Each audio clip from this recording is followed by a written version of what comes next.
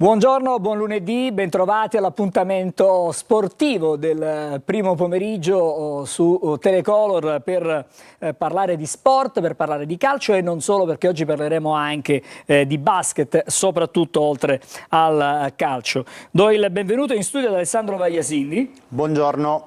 E siamo nel post-season. Il Catania ha chiuso la sua stagione con l'eliminazione della partita di ritorno contro il Pescara, pur vincendo però per il migliore piazzamento il Pescara ha approfittato dunque del passaggio del turno. Vediamo come sono andate le cose ieri con il quadro dei risultati di questi playoff. Si sono giocate le gare di andata, eccole qui, vedete Crotone-Vicenza è finita con la vittoria del Vicenza per 2-1, mentre invece la Ternana è stata superata dalla Geni Erminio per 1-0, l'Atalanta ha pareggiato con l'Audace Cerignola 0-0, mentre il Pescara ha superato 4-2 la Vispesaro. Il quadro, chiaramente, che avete visto, quello era il resto del tabellone con le semifinali e le finali. Chiaramente aspettiamo i risultati delle gare di ritorno, ma approfitto di Alessandro per parlare subito del Catania. Chiaramente un Catania che ha assorbito, sta cercando di assorbire la delusione per l'eliminazione dai playoff, l'ennesima eliminazione dai playoff, e adesso incomincia a preparare quello che sarà la nuova stagione che scatterà praticamente poco prima di metà luglio di fatto. Sì, il Catania ha già messo le basi per programmare un futuro che possa disegnare uno scenario da primo posto per l'anno prossimo, perché è inutile girarci intorno. Primo posto è l'obiettivo che ti toglie dai guai, dai rischi di una competizione come i playoff abbiamo visto essere estremamente complicata. E per fare questo il Catania ha messo intanto una strategia per arrivare a riacquisire una casa dove potersi allenare con tutte le prerogative richieste da una squadra professionistica. Quindi martedì scorso, come vi abbiamo già raccontato durante Corner, è stata presentata una offerta, una proposta irrevocabile d'acquisto per Torre del Grifo e per il vecchio logo. La relazione della curatela passerà al giudice delegato del fallimento, che dovrà esprimersi sulla congruità della proposta. Ad oggi, nel momento in cui vi stiamo parlando, questo step non è ancora stato completato, cioè la relazione e il passaggio al giudice delegato, ma sicuramente sarà una cosa a breve scadenza. Da un punto di vista dirigenziale si attende solo l'annuncio ufficiale di quello che già è un fatto acquisito, cioè l'ingresso nella dirigenza di Alessandro Zarbano come nuovo direttore generale. È probabile che l'annuncio ufficiale possa arrivare in questa settimana e a seguire ci sarà la presentazione. Per quanto riguarda l'impegno della proprietà per quello che riguarda la prossima stagione, si poteva magari pensare che l'investimento su Torre del Grifo e i costi di rimessione in pristino di Torre del Grifo potessero gravare su quello che può essere il budget della prossima stagione. Non è così. Pelligra metterà a disposizione del Catania un budget per arrivare al primo posto, cioè quello che abbiamo detto in premessa. Non ci sarà un ridimensionamento da questo punto di vista in parallelo all'impegno che andrà a sostenere Pelligra per Torre del Grifo. Per quanto riguarda invece gli scenari sullo staff tecnico, in settimana ci sarà un incontro tra l'amministratore delegato Vincenzo Grella e il direttore sportivo e il direttore generale Mimmo Toscano. La sensazione è che il rapporto proseguirà, nonostante, diciamo, qualche dichiarazione post Pescara potesse far pensare a delle incertezze. Non è così, erano dichiarazioni frutto soprattutto della delusione per l'epilogo amaro di questa stagione.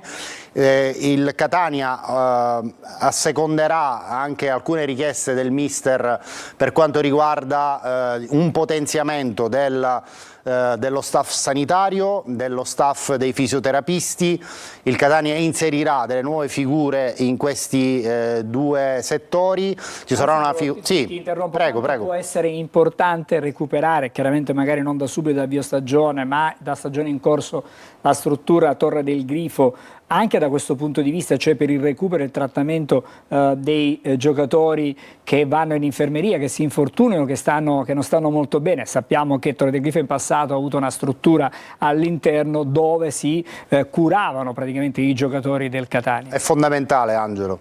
Credo che comunque, oltre a questo aspetto strettamente logistico a cui opportunamente facevi cenno tu, ci sarà una sinergia tra questi due settori, quello medico e quello fisioterapico, per avere un protocollo uniforme che garantisca il recupero e il rientro in campo dei giocatori soltanto quando ci sarà ovviamente l'ok tra lo staff tecnico e lo staff sanitario e fisioterapico della squadra. Quindi questo è un passaggio fondamentale, ma come ho appena detto, questi settori, sia quello sanitario che quello fisioterapico, vedranno gli ingressi di nuove figure che andranno, almeno negli auspici, a migliorare questo tipo di specificità.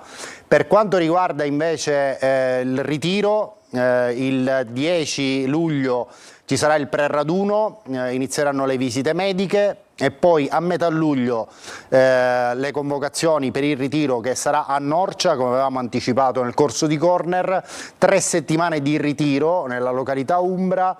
Si concluderà nell'ultima settimana, inizio primi giorni di agosto. Sì, assolutamente sì.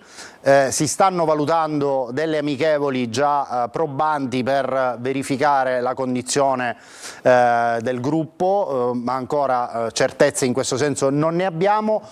Dal punto di vista del mercato, chiaramente ancora siamo a una fase prematura, però ancora già si sta giocando, perché alcuni di questi giocatori che interessano il Catania, che sono tesserati del Catania perché sono in prestito in altre società. Per esempio Cicerelli e Cianci, che ieri hanno giocato in Gian Erminio Ternana, però l'idea su cui stanno lavorando dirigenza, staff tecnico, quindi anche l'allenatore toscano, è quella di non smantellare il gruppo di questa stagione, che comunque ha avuto una chiusura di stagione in crescendo, mantenere dei punti fermi nella formazione titolare e potenziare la formazione titolare con ritengo 5 innesti, cioè nell'idea della dirigenza c'è quella di portare a disposizione di Toscano 5 nuovi titolari che possano completare l'11 di partenza che abbiamo visto in questa stagione. Parliamo di un difensore centrale di piede mancino, parliamo di 2 centrocampisti, cioè un mediano e un trequartista, e poi sicuramente un altro attaccante di primissima fascia. Ecco, questi sono gli obiettivi primari. Poi è chiaro che andrà potenziata anche la cosiddetta panchina, cioè le unità a disposizione di Toscano anche per quanto riguarda il resto del gruppo, e soprattutto ci sarà da smaltire tantissimo materiale da un punto di vista di esuberi tra giocatori che erano quest'anno in organico ma che non rientrano nei programmi, e quelli che tornano dai prestiti, e sono tantissimi. Vanno anche valutati, no? Che andranno valutati probabilmente, in questo senso Maffei e Chiarella verranno valutati in ritiro. Tommaso Silvestri, che ha fatto bene a Trieste, potrebbe far parte del gruppo che partirà per Norcia. Ma chiaramente questo è un lavoro che decollerà dopo la riunione tra dirigenza e Toscano, e quindi penso dalla prossima settimana o comunque da quella successiva, appena si completeranno le partite ufficiali delle varie categorie, il Catania potrà subito operare sul mercato per cercare di arrivare al ritiro di Norcia con una rosa già completa, cosa che l'anno scorso purtroppo per 1000 vicissitudini non accadde. Una domanda ti volevo fare, Alessandro, a proposito di attaccanti. Roberto Inglese, qual è la sua posizione? Allora, Roberto Inglese ha dato la sua disponibilità a continuare il suo rapporto con il Catania, perché ha vissuto una stagione sia a livello personale ma anche a livello logistico molto positiva.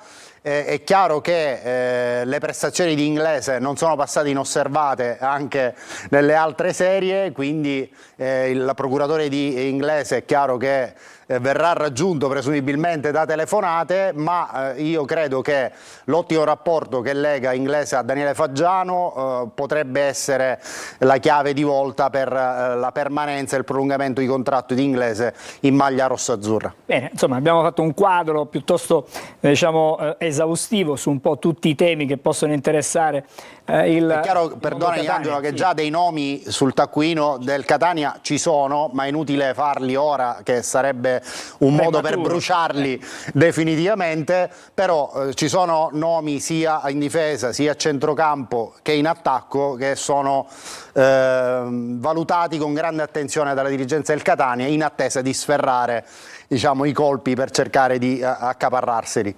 Bene, grazie allora Alessandro per questo tuo contributo. Grazie per quanto riguarda il nostro Focus Sport del lunedì. Fra poco parleremo anche di Palermo, anzi resta qui, non muoverti Alessandro, perché adesso andiamo a collegare il nostro Marco Gulà. Il tempo chiaramente di perfezionare il collegamento con Gulà a Palermo.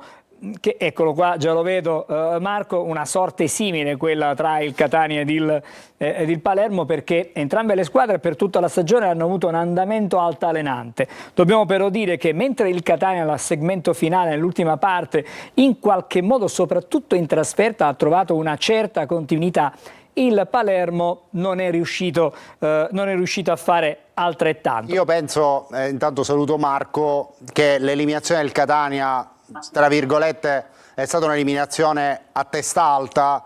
Quella del Palermo invece credo che questo tipo di prerogativa non l'abbia avuta per la prestazione che ha esibito a Castellammare di Stabia. Ma infatti è stato molto duro, devo dire. Ciao, il nostro Marco, sì. sì, il nostro Marco nell'attacco del pezzo, soprattutto di ieri, è stato davvero duro nei confronti della squadra di Dionisi.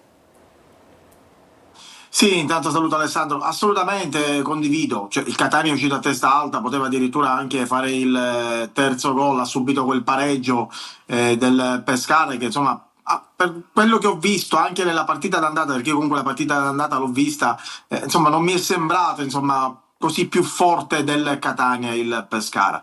Mentre il Palermo è uscito a testa bassa, assolutamente. La prestazione ieri, l'abbiamo detto, è stata una prestazione penosa, perché una squadra che deve necessariamente vincere, ha un risultato su 3 soltanto a disposizione, deve necessariamente, obbligatoriamente vincere, e sfodera quel tipo di partita, è davvero insomma anche desolante per chi la guarda e soprattutto anche per tutti i tifosi che magari invece speravano in un cambio di mentalità, in un cambio cosiddetto di fronte da parte di questa squadra. Così non è stata, la squadra è stata a tratti svogliata, e pensare che la Juve Stabia, una squadra che al contrario del Palermo è stata costruita per mantenere la categoria, ha semplicemente fatto una cosa: giocato a calcio. Ha giocato a calcio, un calcio pulito, genuino, lineare, ha trovato il gol. Di gol in teoria ne poteva fare anche di più, perché nel primo tempo ha avuto diverse occasioni. Il Palermo invece è stato a guardare. L'unica volta che ha provato ad accendere un po' il match ci ha pensato Brunori con un calcio di punizione che Thiam della Juve Stabia è stato bravo a sventare. Poi il resto nulla, anche poi Ampalo, che doveva essere l'attaccante che avrebbe fatto fare il salto di qualità a questa squadra nelle ultime partite, cioè quelle più importanti, è totalmente uscito di scena, e anche contro la Juve Stabia non ha fatto un granché. E adesso c'è l'era 2 tra virgolette, o meglio la fase 2. Allora un attimo, prima di parlare della fase 2, Marco, prima di parlare della fase 2, chiudiamo la fase 1, nel senso che sentiamo la voce di Dionisi e di Brunori e poi ci proiettiamo a quello che potrebbe essere, a quello che sarà con ogni probabilità. Sentiamo. Devo commentare il risultato finale, che non è quello che avremmo voluto, non è il risultato che avremmo voluto a fine campionato e neanche come finale dei playoff. In questi momenti è meglio magari stare in silenzio e fare ognuno, come ho detto prima, un esame di coscienza. Ecco.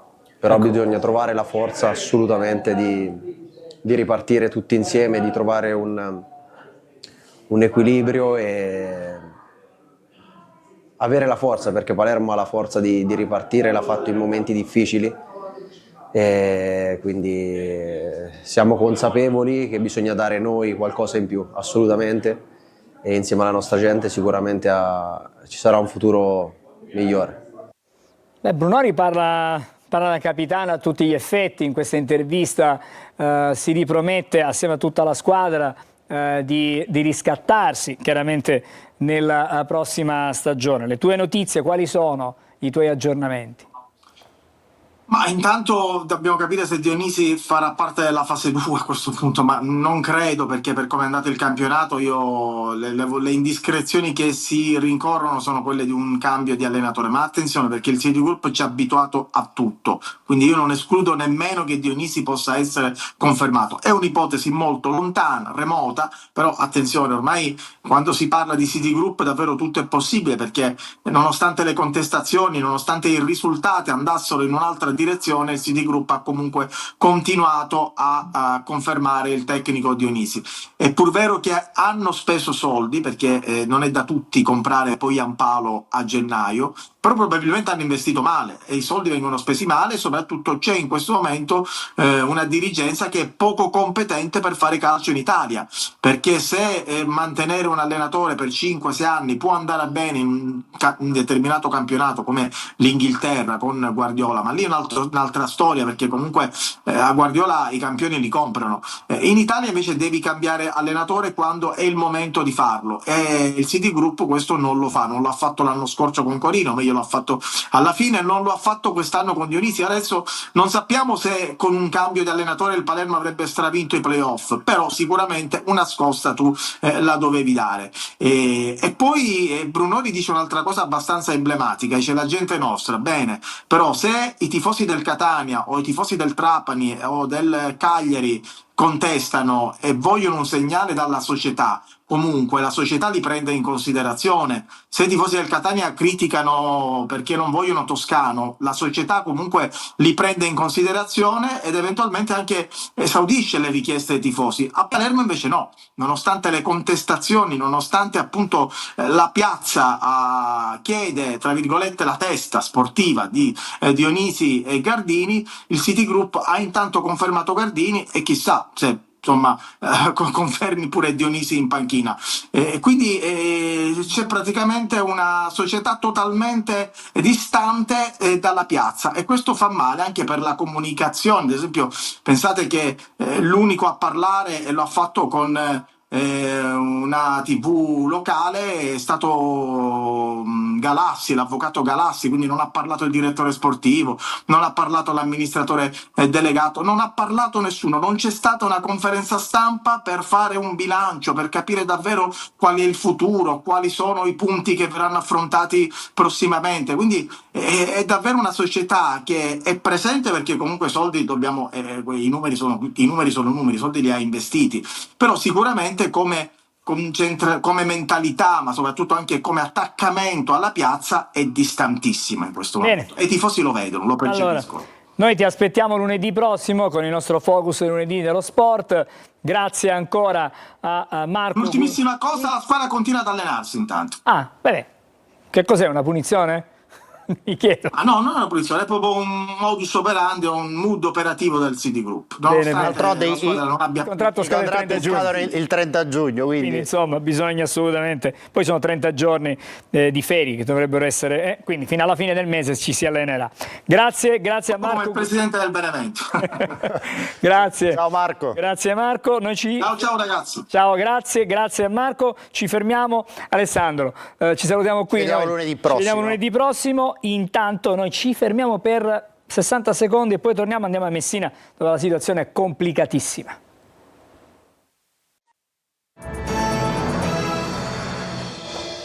Siamo di nuovo insieme per anteprima corner. Solitamente stavolta il focus del lunedì, considerato che corner da stasera non va in onda. Allora, le abitudini però non cambiano, perché adesso andiamo da Sergio Colosi, andiamo a Messina, un Messina che ha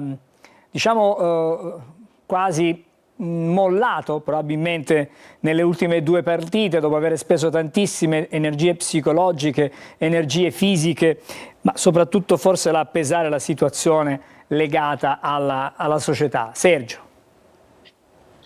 Buon pomeriggio Angelo, sono stato poco fa più di un'ora a parlare con l'allenatore Antonio Gatto e il vice Mauro Manganaro in una piazza del centro città. Ci siamo incontrati casualmente prima di collegarmi in trasmissione. Anche loro non si spiegano il motivo di questo crollo nelle ultime due gare sotto l'aspetto tecnico, tenuto conto che il Messina ha fatto tanto per arrivare al play-out con tutti i problemi che conoscete in questo e in precedenti campionati. Però è stato un Messina che non ha giocato anche nelle sue componenti più importanti, da Crimi a Luciani alla difesa, anche a Buchel, a Petrucci. Non si è riuscito a esprimere per quello che aveva fatto in passato. È anche vero che, come abbiamo detto lunedì scorso, il Foggia si è ricompattato sia all'andata che al ritorno e alla fine ha meritato di rimanere in terza serie, perché comunque ha giocato meglio del Messina. Decisivo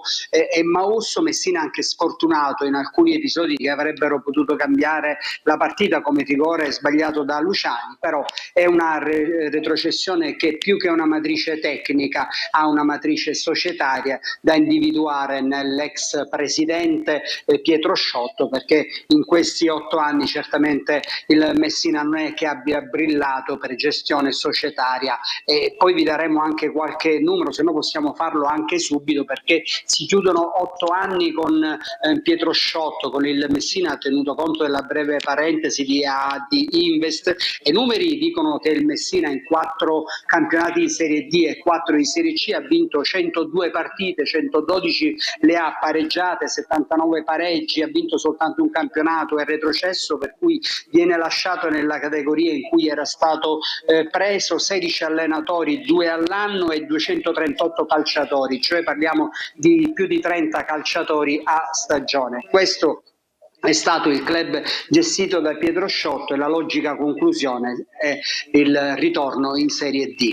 E Sergio, ritorna in Serie D da un punto di vista calcistico e sportivo. Il problema però adesso che crea ulteriori difficoltà al Messina, che in caso di Serie D partirebbe con una penalizzazione piuttosto, diciamo, consistente, è la richiesta che è arrivata dalla Procura di Messina della messa in liquidazione della società.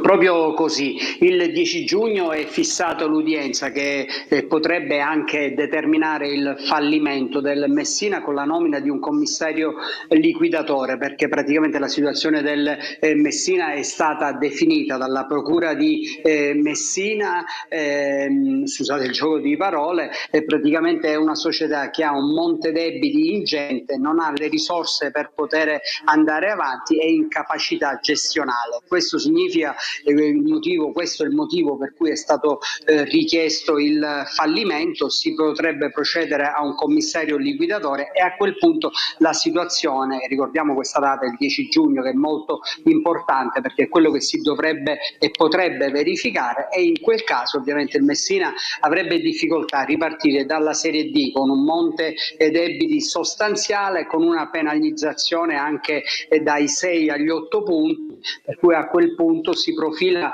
o la cessione del ramo d'azienda sportivo oppure una ripartenza da una categoria ancora più bassa, che potrebbe essere l'eccellenza o la promozione. Per cui, Angelo, il bilancio è davvero drammatico, al di là dello Zaccheria, perché il futuro del Messina è assolutamente nebuloso. Allora Sergio, sentiamo diciamo una quarantina di secondi di Gatto, anche se tu poi ci hai raccontato che sei stato a colloquio con lui. Sentiamo questi 40 secondi del tecnico e poi andiamo a chiudere il nostro collegamento di oggi con te. Io devo dire che i ragazzi non era che erano molto contratti. Dall'altra parte c'era una signora squadra che voleva la stessa cosa che volevamo noi, voleva la salvezza davanti al proprio pubblico. Io in primo tempo ho visto una partita abbastanza equilibrata, è arrivato il gol del Foggia, però non ho visto, oltre al gol, un'azione sempre in ripartenza su errore nostro, che abbiamo subito questa veemenza del Foggia. Secondo tempo penso che la squadra abbia invertito la rotta completamente, siamo stati quasi sempre nella parte di campo del Foggia. Abbiamo sbagliato il rigore, cose che nel calcio capitano. Purtroppo una squadra doveva retrocedere, siamo retrocessi noi, però io non ho nulla da rimproverare ai ragazzi. Allora, queste le parole di Gatto, in qualche modo insomma difende ancora la sua squadra, anche se poi ci ha detto tu, non ha capito come sia stato questo, diciamo, questa involuzione da parte del gruppo giallo-rosso.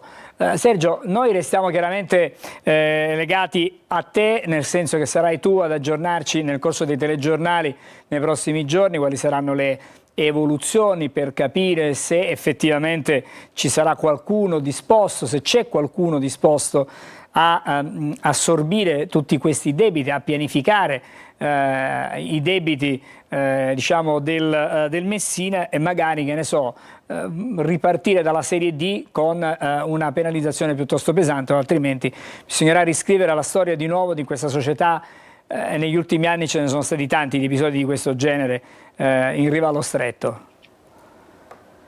È proprio così, volevo collegarmi a quello che hai appena detto per dire che sarebbe il quarto fallimento negli ultimi 32 anni, per cui è qualcosa di cronico, non di episodico, perché comunque la città esprime imprenditori che non sono interessati al calcio, l'eccezione è stata Franza, la Serie A è stata un'eccezione a distanza di quasi 40 anni dalla prima volta. Il Messina deve prendere i suoi tifosi, che rimangono la parte pulita, la parte più bella anche di questo campionato, devono prendere però reale contezza di quella che è la realtà della città e di quello che esprime sotto un profilo imprenditoriale collegato appunto alle sorti della squadra di calcio della città. C'è una persona che potrebbe prendere il Messina, che vorrebbe anche prenderlo, ma questa situazione è davvero complicata, bisognerà vedere cosa conviene di più, se ripartire da zero o mantenere la Serie D, però ovviamente con un campionato di salvezza, un po' come ha fatto il Brindisi quest'anno, che aveva 14 punti di penalizzazione, era retrocesso l'anno prima,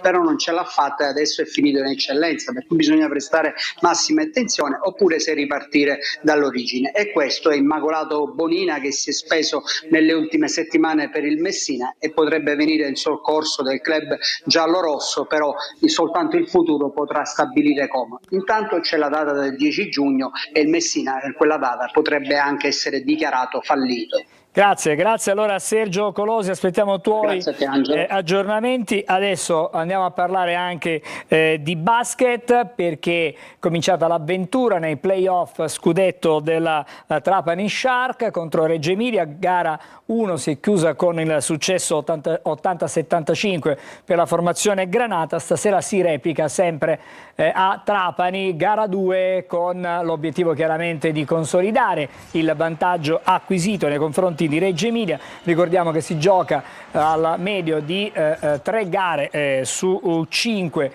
quindi da aggiudicarsi, e a questo punto diciamo un in bocca al lupo al Trapani Shark. Ma a proposito di altri sport, ce n'è un altro che in questo periodo dell'anno è sempre piuttosto atteso, perché c'è la pallanuoto femminile. A Catania poi ha fatto la storia la formazione dell'Equipe, perché l'Equipe ha conquistato per l'ennesima volta la finale scudetto dopo aver battuto per 11-7 Trieste, e quindi si comincia con le gare già praticamente nel fine settimana. Ci sarà la possibilità per le ragazze, per le giocatrici dell'Orizzonte di farsi spazio e di mostrare di cosa sono capaci. Abbiamo detto che la partita che ha deciso poi l'ingresso alla finale è stata vinta per 11-7 contro Trieste. Questo dunque